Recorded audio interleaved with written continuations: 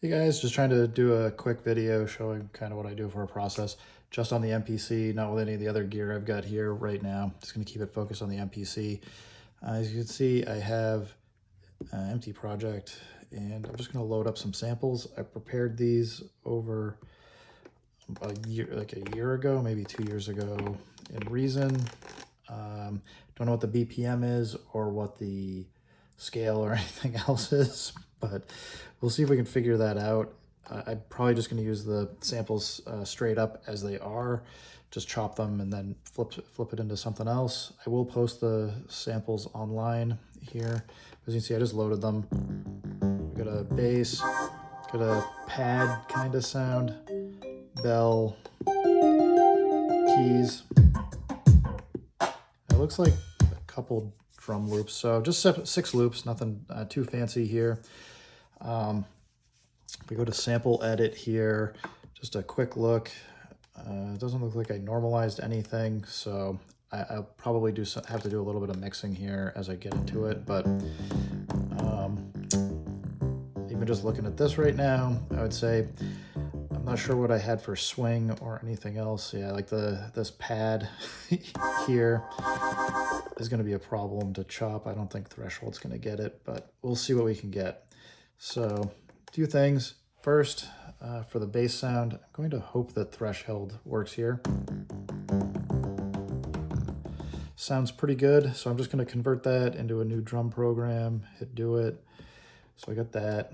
This pad, yeah, you can see here, Thresholds doesn't know what to do. So I'm going to go to regions. 16 is clearly the wrong number of regions. Let's see, 24 is wrong, but it looks like I'm at least getting some pad hits here that I can work with. And I'm just being super lazy. So I'm gonna, for this Infinity Cloud Bounced, I'm just gonna do regions 24. You can go through and do manual chopping or whatever you'd like to do with it if you want to get it a little bit better, but convert this also into a non-destructive. The bells, we might be able to get Thresholds working here. Seems pretty good. So I'm going to use the Threshold. We'll convert this. Normalizing it may help better, but I'm not sure.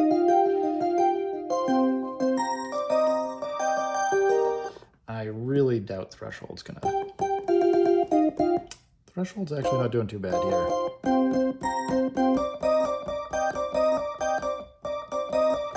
All right, well, you can hear there's a little bit of clipping on it. I'm just gonna come in here and adjust the start. I went to 0 snap, hold shift down, go to 0 snap. I've gone and selected the endpoint. So I'm just gonna see if I can probably just do the first 16 pads.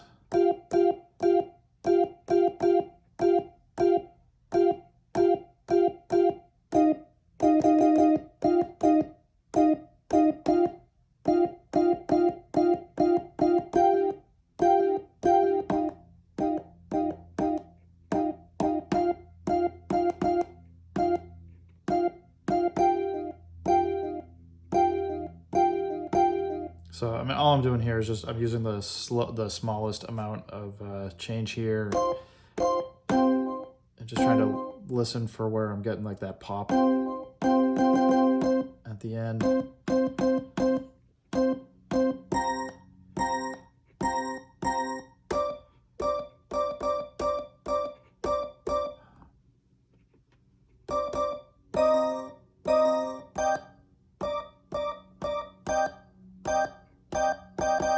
Anyway, I could do this for the whole loop. I'm just going to do it for the first 16. I probably won't use anything else out of it.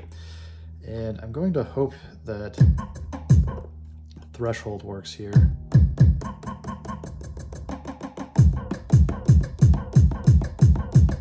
All right, I mean, that sounds pretty good. I mean, it's a long loop. Almost all these sounds are going to be probably the same. So Again, just do a quick convert.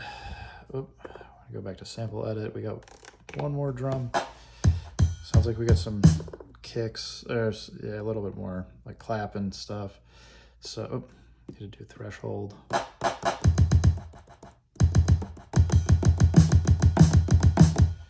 Sounds good. So, I now should have 6 programs here. Usually what I try and do is be fairly consistent. It doesn't really matter what order you do things, but I'll usually try and use the first row, like kick, snare, hat, maybe a different percussion. We've got a few different sounds to work with, so I may use the second row here. Usually I will try and then put like either bass and melody or whatever up top. So we'll kind of play around with that. Personally, I like to start with laying down the drums. I'm going to, sometimes I'll just put everything on one track for the different sounds. I'm going to try and actually lay this out instead as a different drum sounds on different pads for each track. So I'm going to name the first track kick, and we're going to, I don't know, I'll put something down.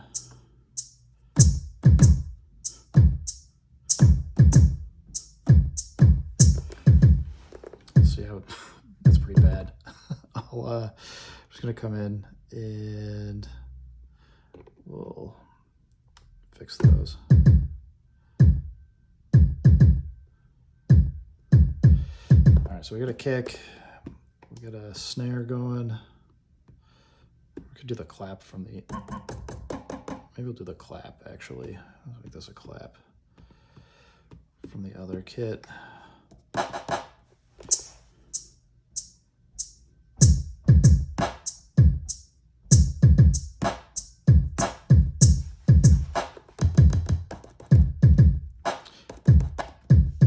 So I might do the ghost clap in here. It's a little low, but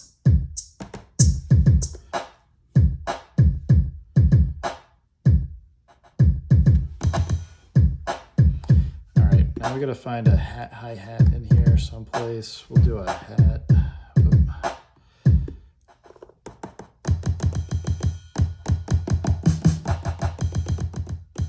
Got a crash, but I think we want the other.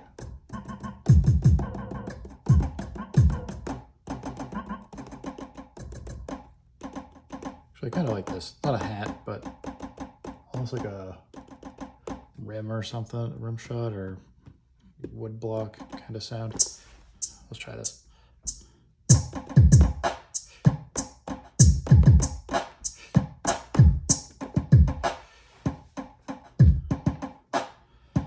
So, and the reason why I'm doing this way, we got to fix a problem because the rim, the kick and this rim shot are conflicting with each other.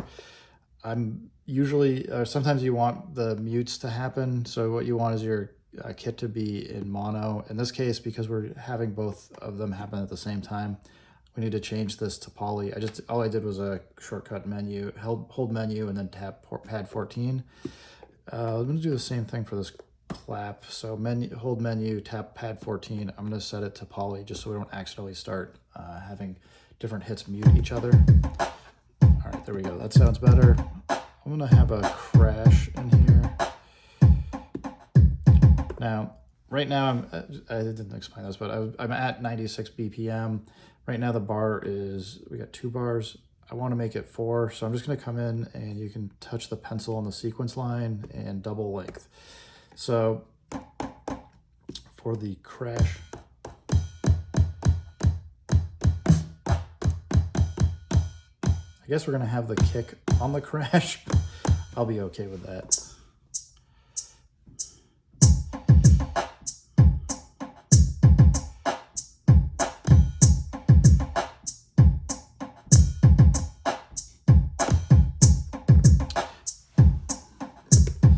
See how we're doing. I want this hit a little later, so I'm just gonna use nudge, just move it over to 4.4.2. So I guess this is, I mean, it's enough for a rhythm to play to. Next thing I want to do is a quick look just to kind of see where my levels are. So we can see this is coming in with that kick is coming in at almost -3 dB. I usually like to mix down to about -9 dB for the kicks and the bass. So, and then mix everything kind of around that. So I'm going to take this, so it's hitting about -9 dB. I would say for here, for this other kit, the claps are coming in a little loud. So I don't know, it's maybe -15 dB or so, but just enough to kind of level it. So bring everything down. I'm now going to go to, I usually like to have pad 13 around that area be what I do for bass. I know that bass sound is super low, so we're going to have to come in. I'm going to take 8-bit bass.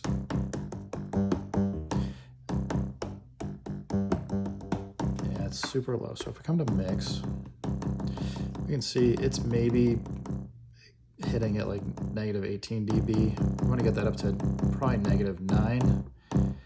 I can't even get it that high. We're close though. So we're just I'm gonna tap out a little bit of something for a bass here.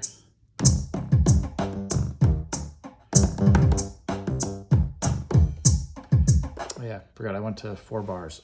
I'm gonna add something else in here. I got a little double hit. Cool.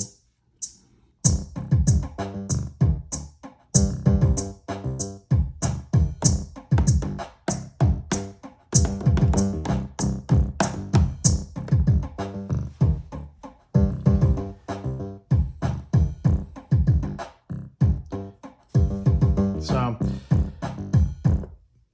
I'm not going to sit here and tweak it forever, but it seems like it came out all right. I'm not a super fan of some of the high end there though, so I think I'm just going to load up. You do this, so you go basically, I'm going to hide it. If you hit the I that's on the menu here, you can see you have inserts. I'm just going to come in, I tapped in the insert box, I push down on the knob here, and I'm just going to go add a filter. I'm going to go tweak this a little bit. I think just to get the sound up a little higher, I'm going to overdrive it. So we come to the mix. We're hitting just about -9 dB. So seems pretty good. Again, like this isn't like trying to make it perfect, but just to have something I can work with. I'm going to come back to track 9, which will be associated with pad 9. And let's get another sound. So first problem, this is going to be super loud compared to the rest of the track. So for this, I'm going to try and target about -20 dB roughly, just to have it sit in the mix. And let's see what we can do here.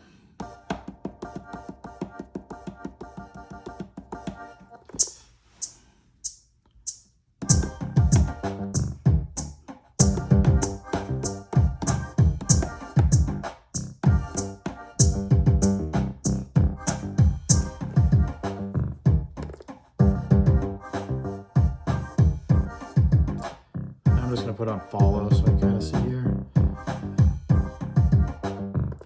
So that note just sounds weird to me at this 1-2. Yeah, it sounds better. So select the one note. I'm going to transpose it up.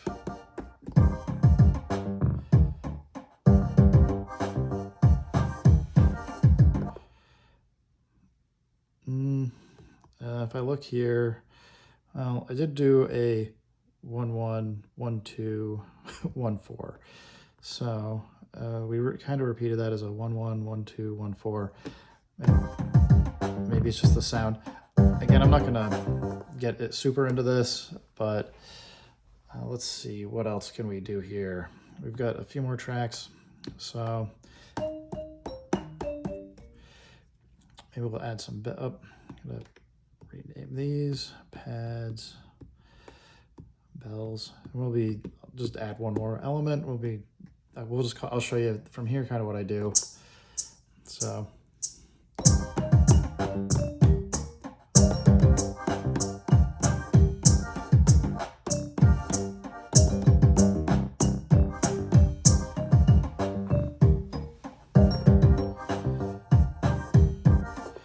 So I'm pretty happy with that. Let's see where the bells are. It's about -20. Again, I could adjust it up or down if you want to add some emphasis to it, but that'll at least get you going. And we've got one more.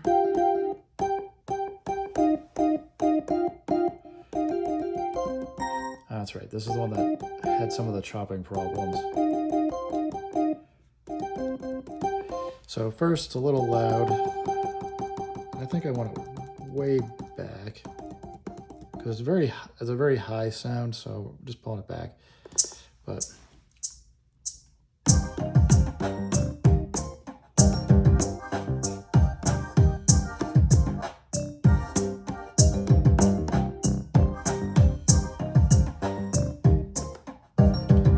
all right, so we got our keys.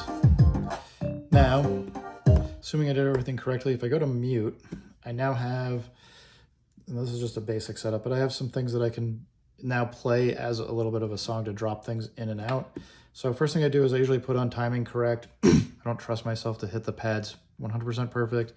And I usually try and work around a quarter note transition. It gives you a little bit of time, but not too much time to kind of bring pads in and out.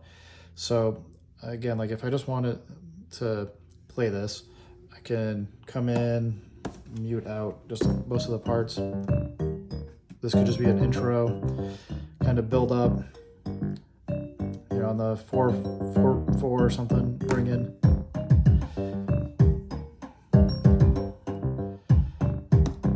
Pull out the kick, bring in the crash and everything else. Again, I was a little bit off. I'd usually go in and fix that, but you know, I'll take this and just kind of, you can record it off if you got an external device to record to or some, you know, kind of like your phone. Another thing that I will do sometimes is, you know, if I actually want to record what I'm doing instead of just kind of playing with the pads, turn this into, you know, double it a couple times. I've now got 16 bars from the sequence. I just hit the pencil and sequence, did double length a couple times. And from there, if I go actually into overdub and record, I can then do something like this.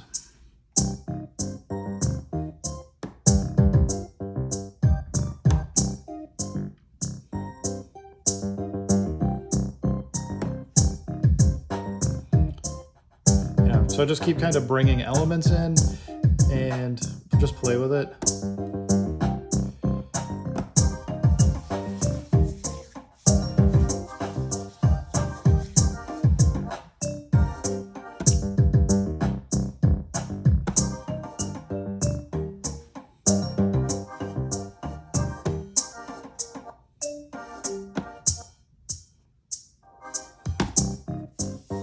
So it just looped over. So basically I just, you know, if I play this from the start, you'll see it's gonna bring in the components that I just recorded. It'll mute them in, mute them out, and keep things moving.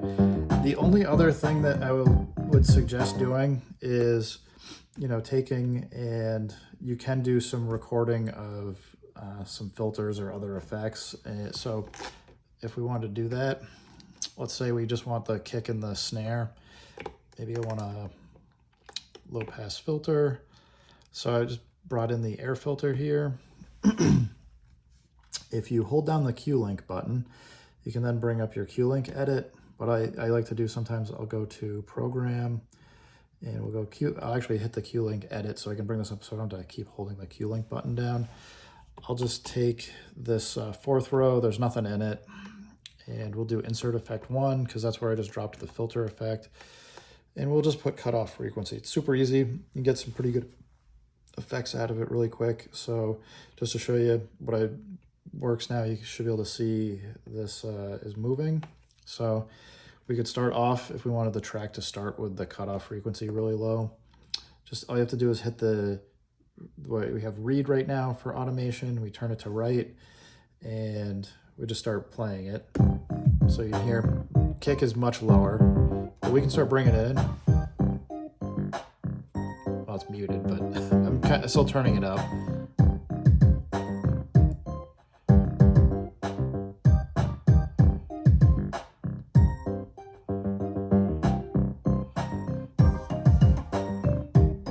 And, you know, can bring it back down, or just kind of keep subtly turning it. It'll just add like a little bit of movement to it without having to go super crazy.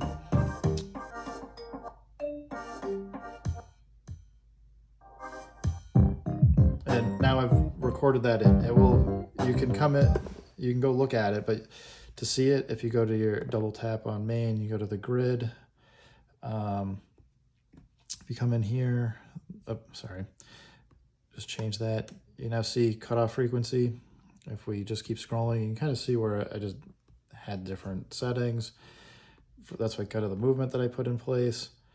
And quick way to have a track. Now, the only other thing would be just don't forget to save. So, you know, save as, wherever you usually save it. I usually create a projects folder. This just had called YouTube Runnin, and I'll just name it so that if I want to do something else with it, I can. And save. That'll get the project saved. And then if you're from there, if you just want to do something where you export it out so you can actually upload it someplace as the content, there's a few different ways to do this. Of course, it's going to take forever to save here. I don't know why it's getting hung up on this one particular file, but here we go. So again, if you're in menu, hit your little folder icon, just hit export. I usually do whatever the length of the end bar is, although there's reasons why you might want to change that. And then a tail of like a second or two if you happen to have some samples that play a little bit longer. I typically go for stereo output, although you can do separate programs if you want to get stems for your tracks, or you could explode your tracks. There's a lot of different ways to do it, but if you just want to do it where you have like a WAV file you can upload to SoundCloud, just come in, do export, just whatever the default settings are, and hit export. And I usually just put it in the same project folder.